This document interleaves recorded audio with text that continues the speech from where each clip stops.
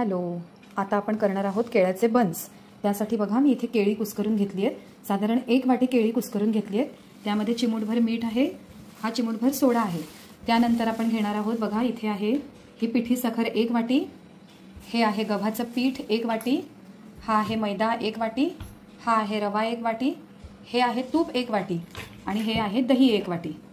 चला तर आता आपण इथे हे कुस्करलेली केळी, पिठी साखर, दही, मीठ, सोडा आणि तूप हे सगळं फेटून घेणार आहोत। अशा प्रकारे सगळं व्यवस्थित मिक्स करून घ्यायचं आहे।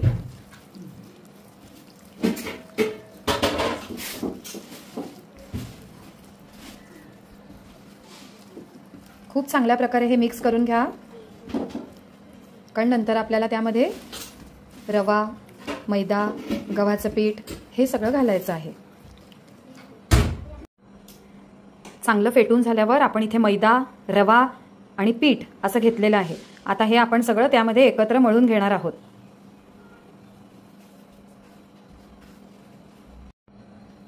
बघा मळून आपला हा गोळा तयार आहे। हा छान प्लेन असा मळून घ्यायचा आहे। तुम्हाला दिसत असेल मस्त अशी केळी यामध्ये एम्बेड झाली आहे कुस्करलेली, आणि एकदम सुंदर छानसा स्वाद आत्ताच येतोय। विश्वास ठेवा की हे ज्यावेळी तळून होतात त्यावेळी इतके सुंदर लागतात, अगदी तोंडात टाकल्या टाकल्या विरघळतात।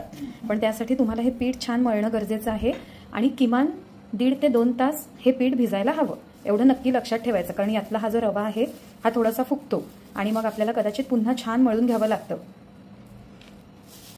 हे बघा ही अशी पुरी लाटून घेतल्यावर आपण हे आता असं त्रिकोण करणार आहोत आणि हा त्रिकोण आपण परत एकदा लाटून घेणार आहोत। खूप पातळ लाटायचं नाही आपल्याला, थोडंसं जाडच ठेवायचं आहे। आणि आता आपण ह्याला तळणी घालूया। बघा कसं टम्म फुगेल। आता मीडियम आचेवर ह्याला तुम्ही तळायचं आहे।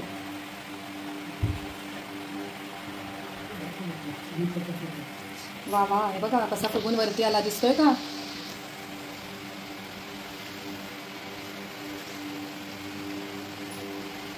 असं छान त्याला दोन्ही बाजूनी तांबूस रंग येईपर्यंत आपल्याला तळून घ्यायचा आहे।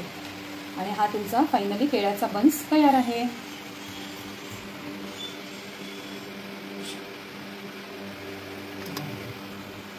हे बघा बन्स बरोबर मस्त असा तिखट बटाट्याचा रस्सा केलेला आहे। कारण तुम्ही बन्सची रेसिपी बघितलीच असेल, जरासे असे गोडूस असे बन्स तयार होतात आणि त्याच्याबरोबर मस्तपैकी तिखट लागणारा कांदा खोबऱ्याचं भाजकं वाटप करून बटाट्याचा रस्सा तयार केलेला आहे। आणि हे बघा त्याच्याबरोबर छान लिंबाच्या फोडी आणि कांदा ठेवला आहे। मस्त, तुम्ही पण आस्वाद घ्या, ही रेसिपी ट्राय करा।